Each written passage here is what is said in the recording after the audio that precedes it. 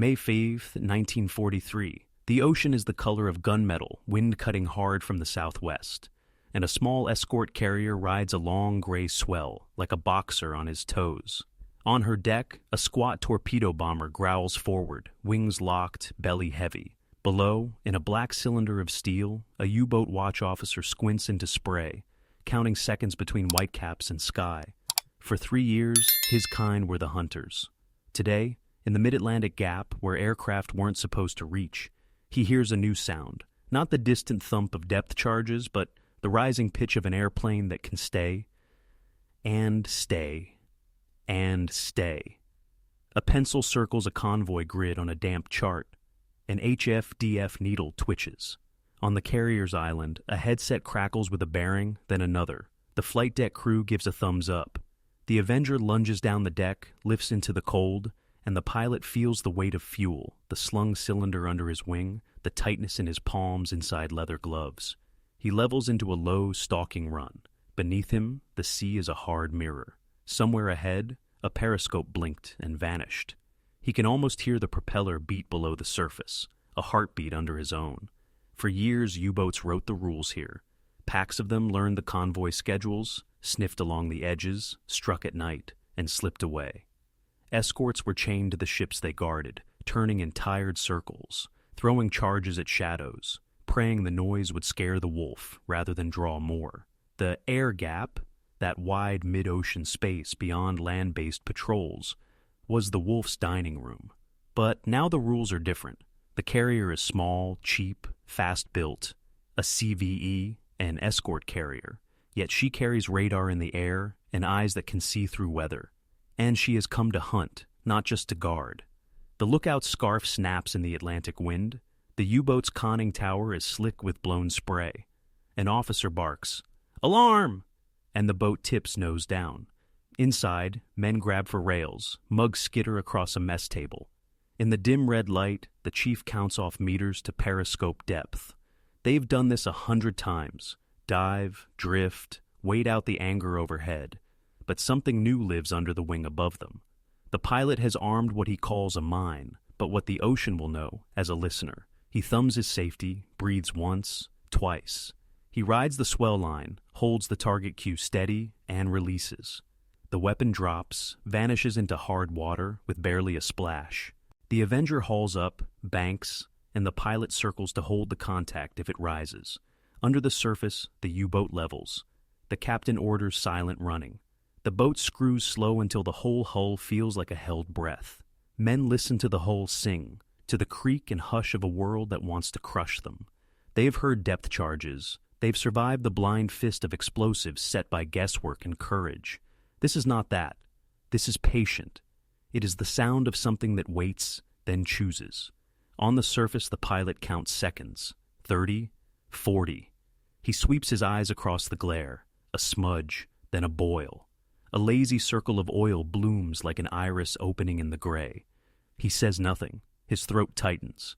He keys his mic with a steady voice that betrays none of the shake in his hands. Possible hit. Holding pattern. The carrier acknowledges, already launching another plane to keep the pressure on, because the new doctrine is as simple as it is merciless. Keep contact. Force the dive. Let the ocean deliver the verdict. This is the flip. The hunted is now the hunted for. The ocean that protected the wolf pack is shrinking by the hour, stitched by radar beams and humming with aircraft that can float their own fuel from a pocket-sized carrier.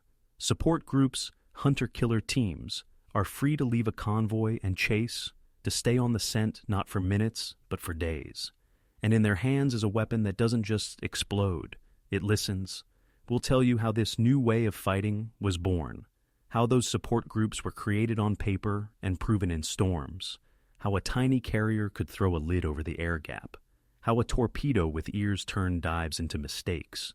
We'll walk through the month the curve broke, what sailors and airmen called Black May, and we'll step into a handful of days and nights when everything people thought they knew about the Atlantic went sideways.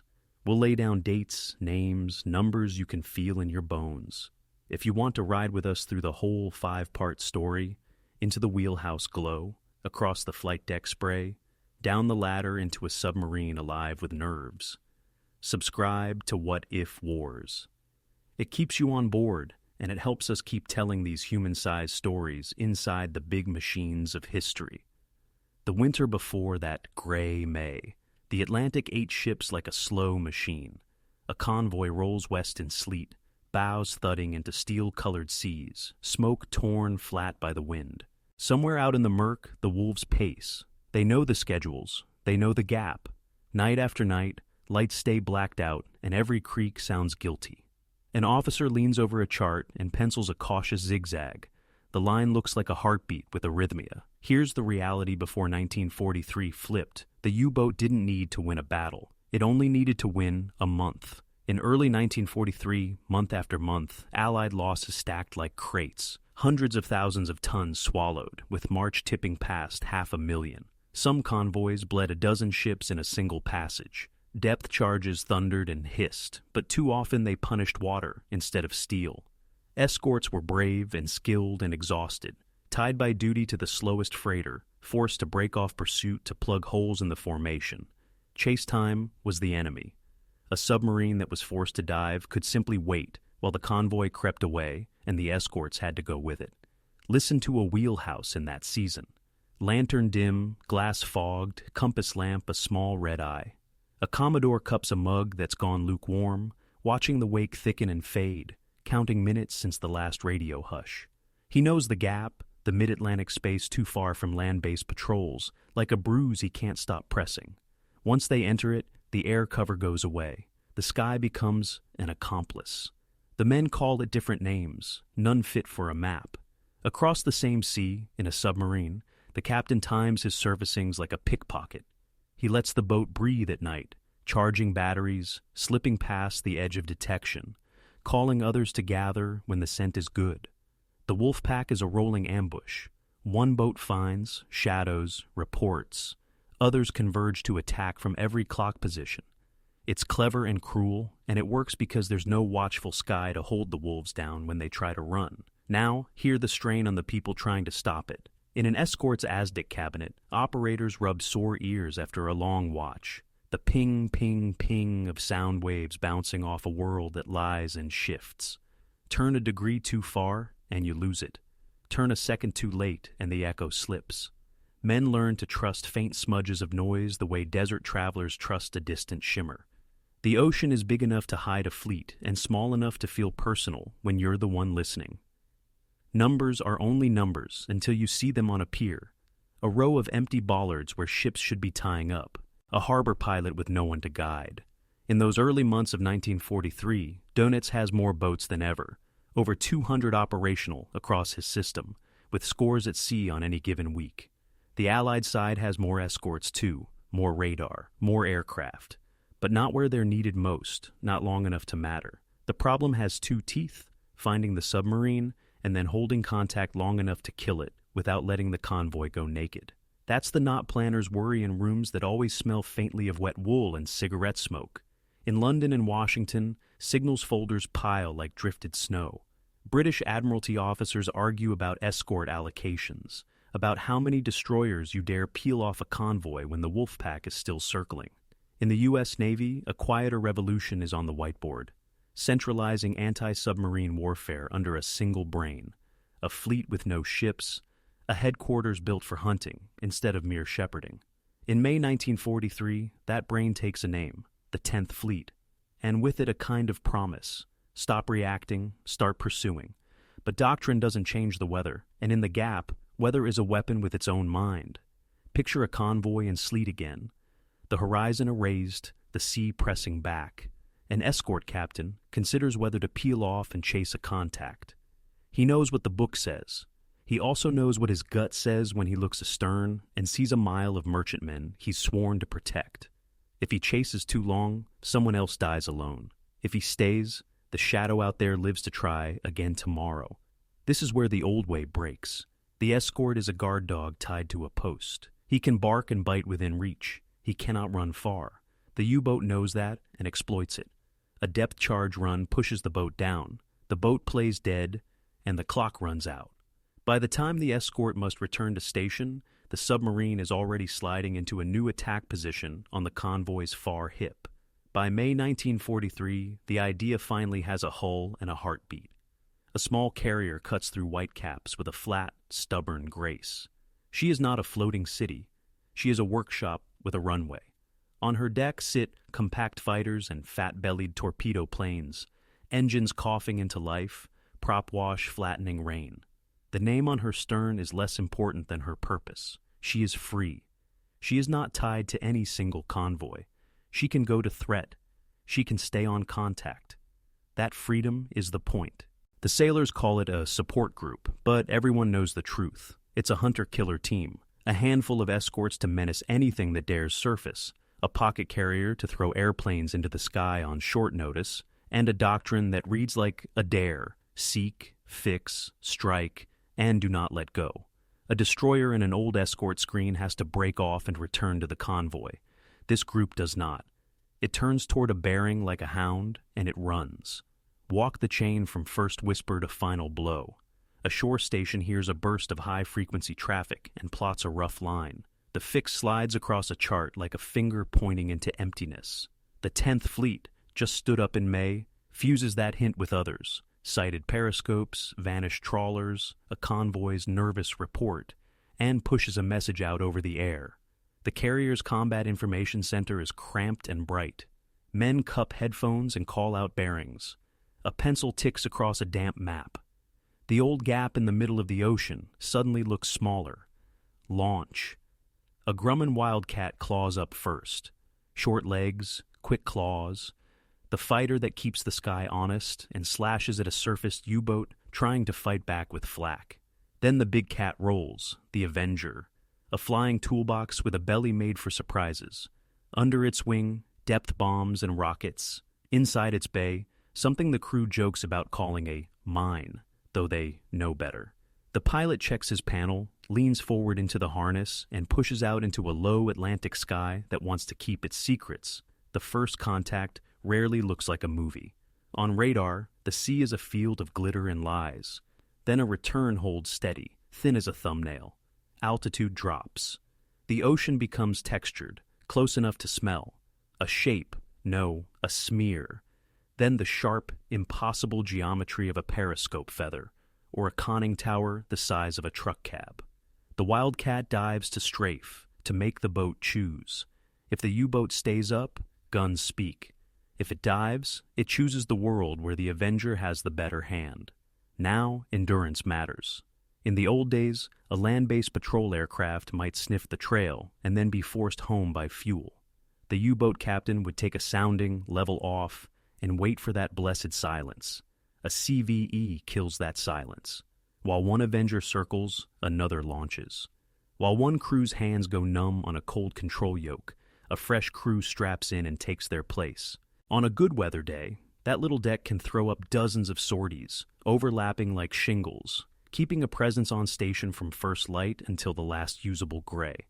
Hours stack, nerves fray, on the surface and below it. The tactics have a rhythm, almost a drumbeat. Radar hit, vector, visual, harass on the surface, force the dive, drop markers, lay sonobuoys when you can, keep the circle tight, hand off from plane to plane, and if the boat tries to sneak out at night on batteries, make the night burn with a sudden beam and a surprise. The ocean is still big, but the circle where the submarine can breathe without being heard is shrinking to a coin.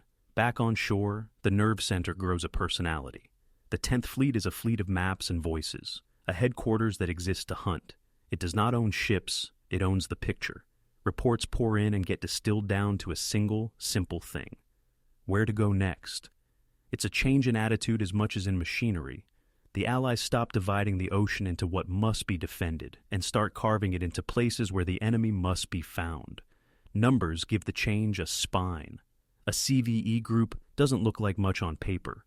Maybe 24 aircraft aboard, split between Avengers and Wildcats. But the math is ugly for a submarine. Each Avenger can loiter for hours. The group can stage overlapping patrol boxes that sit on a suspected route all day. A wolf pack that once slipped through a moving picket line now runs headlong into a net that appears where the wolves are heading, not where they've already been. In a week-long sweep, the carrier might fly a few hundred sorties. In a single day, It can keep a pair of aircraft sniffing the same patch of water until the quarry runs out of luck or breath. When the moment to kill arrives, the chain tightens. The Avenger pilot talks himself through the steps in a voice no one else hears. Hold the angle, watch the wake. If it's still up, rake it. If it's under, trust the instruments. The crew in the back watches the instruments like gamblers, a bright line, a fading echo, a half-seen turn in the water. Then the call, arming.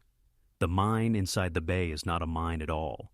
It is a torpedo with an ear, born for this new kind of hunt. The pilot lines up, breathes, and lets it fall. On the ships below, the escorts are no longer trapped in the same old choice between chase and duty. A destroyer can sprint to the datum and hammer the surface while aircraft work the underwater picture. If the boat breaks for the sky, the Wildcat is waiting. If it dives, something else listens. The convoy keeps moving while the fight detaches and rages on the periphery, like a thunderstorm that refuses to drift away. It is not the size of the carrier that matters. It is the persistence it lends to the search. A little deck with the right planes turns an empty patch of ocean into a place where time favors the hunter. A few months earlier, a U-boat captain would have bet on outlasting a single aircraft's fuel and patience. Now he's staring at the clock and realizing the clock is on the other side. The bay doors yawn. The weapon hangs on its rack, blunt-nosed, stub-finned, painted the color of storm water. The crew chief palms the safety wire, nods to the pilot. They've rehearsed this 100 times on a dry deck and maybe twice with hands that wouldn't stop shaking. The checklist is muscle now. Fuse set, arming delay, lanyard secured. The pilot taps the gauge, trims the nose, holds one eye on the wake where the target went under and the other on the clock. Altitude comes down, 200 feet, then a hair lower to cut the wind's games. Airspeed steady, a little over 100 knots, enough control to place the drop, but not so fast. The splash buries the ear. The ocean rises to meet them in slabs. A buoy goes first, a bright pin to mark where the sub slipped. If the sea is kind, a smear of diesel shows the dive track. If it isn't, the pilot flies the pattern he's memorized. Cross, turn, parallel, watch for a tell, an eddy that lasts too long, a line that looks drawn by a finger from below. Inside the belly, the cylinder waits. It is light for what it does. It doesn't ask the pilot to be perfect. It asks him to be close. The release is almost anticlimax. Thumb, click, a sudden float to the yoke as the weight leaves the aircraft. The torpedo drops clean, spears the surface, and vanishes in a pop and a sheet of spray. The pilot climbs 10 degrees, banks to clear his own turbulence, and listens to his heartbeat smash in his ears while he pretends to focus on the horizon. The thing in the dark wakes up a second after the water closes over it. It doesn't roar, it listens. Its little ear opens to the ocean's constant hiss and then learns to disregard most of it. Somewhere ahead, a pair of screws beat the sea into a signature. The torpedo noses that way and accelerates to a steady, hungry pace. If the sub holds speed, the ear gets a clean tone. If the sub slows, the picture warps. The torpedo wobbles, corrects, searches again. It is patient in a way men can't be.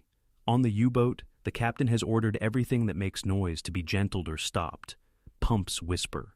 Valve wheels turn like slow prayer. The helmsman's hands sweat on a rim he can't afford to squeeze. Depth is their friend, but depth is also time, and time is the hunter's weapon now. The boat's track bends away from the datum, then bends again. The captain thinks in geometry, a hook, a dogleg, a drift under a thermal layer. He calculates the moment the airplane must leave, fuel, daylight, nerves, and sets his own watch to outlast it. Up top, the Avenger's crew lays down a net of sound. Sonobuoys crack out of tubes and plunk into the sea behind parachutes the size of tablecloths. Each buoy dangles a microphone into the dark and sends what it hears back to the circling plane in a ghostly chorus. In the cramped cabin, the radio man rides the volume and calls out fragments, bearing changes, pulsing tones, sudden quiets that might mean the boat has slowed to a crawl. The pilot works a racetrack that keeps him close without cutting his own sensors to pieces. Minutes are long here. Silence is its own noise. The torpedo finds the wake, loses it, finds it again. Its speed is not dramatic, but drama is a land habit. Underwater, 12 knots is a relentless dog. The sub can't outrun it without shouting its position. It can't sit still without becoming a shape that's easy to recognize. It tries to be Ghost and Arrow at once and fails at both. There are depth charges ready on escorts above, and hedgehog rounds trained for a forward throw, and those have their place. They are fists you swing when the contact is solid and the geometry right. The new weapon isn't a fist. It's a hand that closes because it can feel the pulse of what it's catching. A microdrama, then, as it was lived. The pilot's breath fogs the inside of his mask. His gloves squeak on the yoke. The radio man's pencil races and rips the paper. A wild patch of sea goes smooth for a heartbeat, where something large passed just beneath. "Left 5, the bombardier says quietly, not because the sub can hear him, but because Loud feels disrespectful in this moment. The pilot banks. The second hand ticks.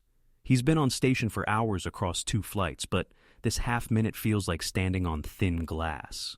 A bass thud arrives soft through the hull of air and water, a thud no one mistakes. The buoy channels flare with sudden chaos. Cavitation, a scream as metal hits metal, then cuts off. A circle of oil pushes toward the sunlight, like a thought rising. Bits of cork and paint bloom. Far away, a gray fin breaks and vanishes. A man who used to be an enemy kicks once and goes still, then is nudged back by a small wave. The pilot doesn't cheer. He doesn't have the habit for it. He reports in the same flat voice he uses for weather and fuel. The log will get the details later: time, position, depth estimate, number of buoys expended, endurance left. They have done this enough now that patterns are beginning to feel like rules. The year is 1943, and the first weeks brought proof. A boat forced under is no longer safe by definition. A listening weapon makes running silent a gamble, not a guarantee. Compared with the old way, patterns of charges set by guesswork, cratered water that punish the sea more often than the steel, this is a different curve. Fewer drops, more decisions.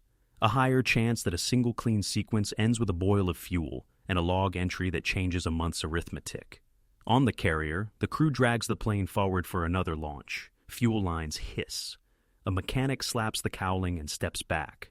The deck officer's wand moves. Go, go, and another Avenger starts its takeoff roll because the math works only if the pressure never slackens. Somewhere beyond the horizon, another contact report has just come in. Another fix pushed across a chart. Another chance to turn a dive into a mistake. May 14th, 1943. Gray swells north of Iceland. A PBY Catalina rides the wind like a barn with wings. The crew has been chasing a contact for 20 minutes, a thin stitch of radio bearings and guesswork. The pilot drops to the deck, engines drumming, and the sea leaps up at the glass. A black feather, then nothing. He turns, sets the pattern he practiced until it lived in his bones, thumbs the release. The new torpedo knifes into the water and disappears into a world of hiss and pressure. The crew circles in tight silence, listening to their own breath. 30 seconds, 40. The ocean coughs a brown iris of oil. No cheer, just marks on a clipboard, a position read into a microphone, and the feeling that the old bargain, dive and live, has been broken.